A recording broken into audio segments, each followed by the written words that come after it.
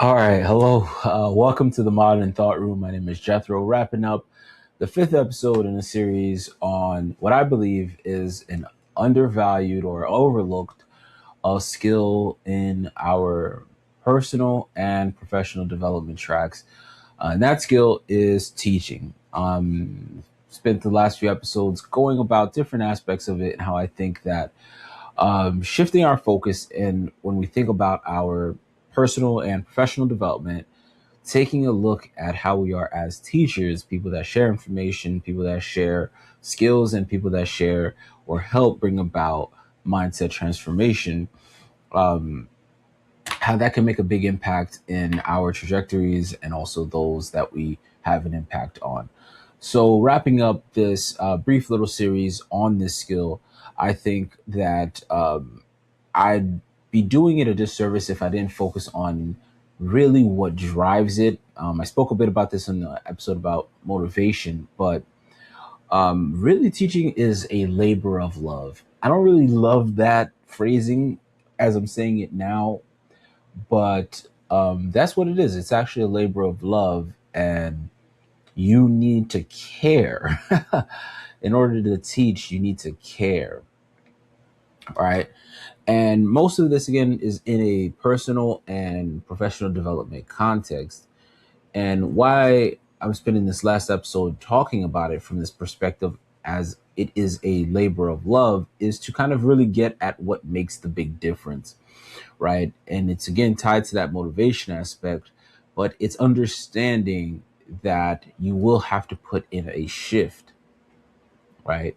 You will have to maybe spend that extra time in your put that extra meeting in your calendar to explain to something to someone. And I think that's where some of the misunderstanding can actually happen as to how you kind of really contribute and make an impact in folks' lives when you think about your ability to teach, is that you have to put time aside. You have to put time aside.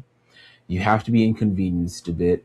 And we all have a lot that we're doing. We have a lot on our plates. We all have a lot that we're managing. We all have things that are sort of high priorities. And it can easily become that sharing that knowledge, sharing those skills, sharing the transformation is not something that you rank as a need to do or need to contribute in other people's lives, where you have to make that decision. So you have to make that decision. And I think that um, something that will be a big impact is when you do cross that threshold and say, yeah, this is a type of labor of love that I will see value and I do find value in making that effort for trying to teach and really like imparting either it be knowledge, skills, or sort of mindset transformation into somebody else or for somebody else's life. So I can't stress that enough, how it will look like a seemingly a burden until there's some sort of enjoyment or fulfillment in it.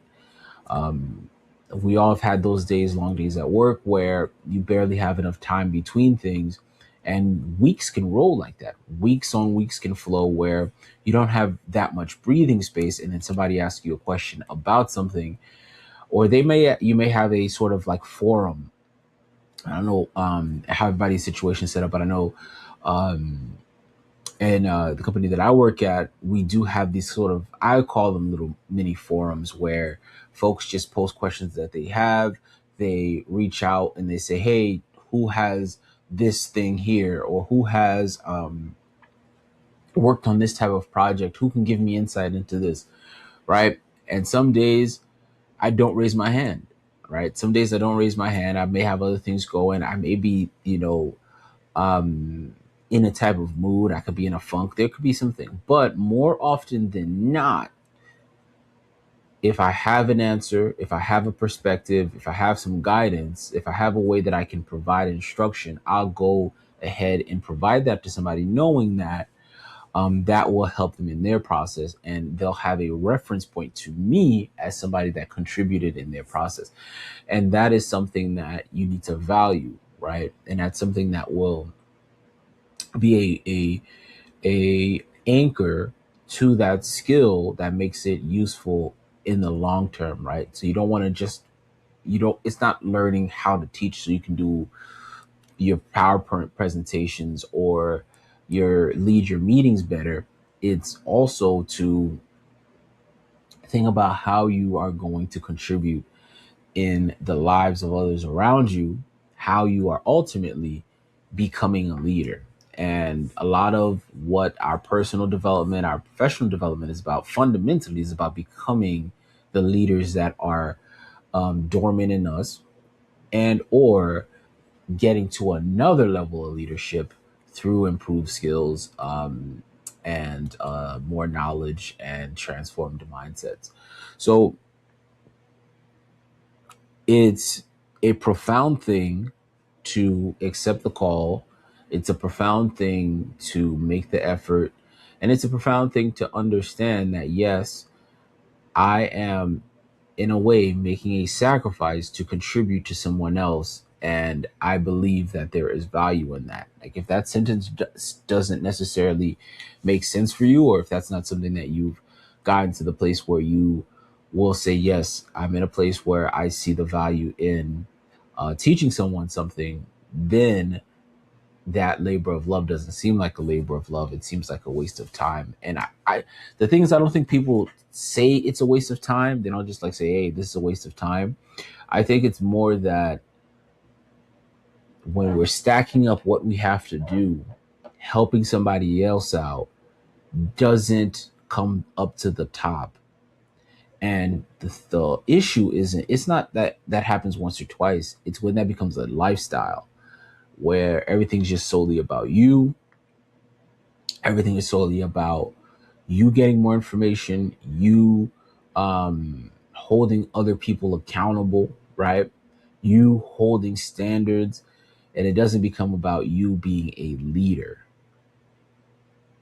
And a leader teaches and inspires, both things, right? Leaders, there are a lot of other skills that people focus on that leaders are bringing to the forefront, but two of the big ones I think that sometimes don't aren't understood in tandem is how leaders teach and inspire through teaching, and through their ability to teach it, being known as people that teach, aka share that information, share those skills, and share transformation.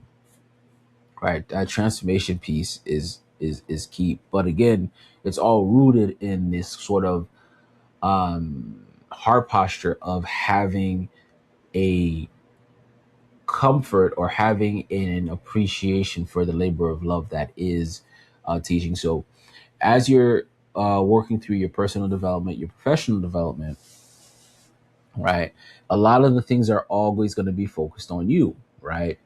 But this is a skill that gets the focus off of you while still building you, right?